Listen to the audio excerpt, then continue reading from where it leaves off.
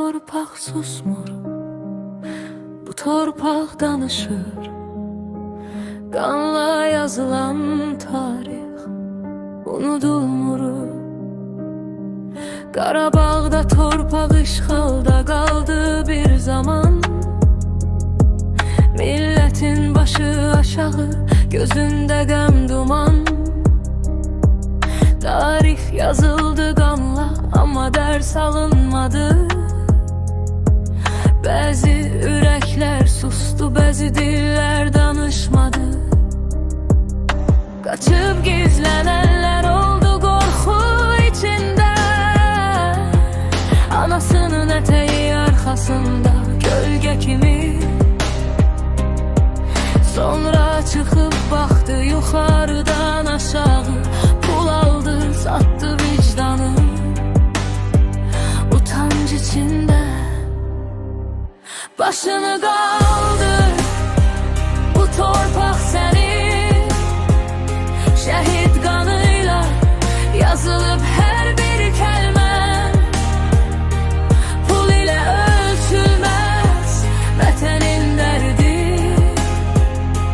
Satma vicdanını, itirmə mənliyini. İtin olub səhnə, dəyər düşüb pula. 80 manata satılır insan ruhu da. Kimdir günahkar, zaman yoksa biz? Niye susuruz, niye kırılıp diz? Karşıya hürmet yok, geçmiş unudulur. Tarih bilen az, danışan çok olur. Bir millet var idi, başıca duran. İndi niye susur, niye geri duran? Bu torpaq sənin, niye qorxmusan? Bu xalq sənin, niye susmusan?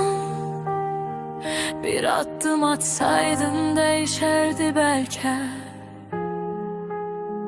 İndi niye başını aşağı salmasan?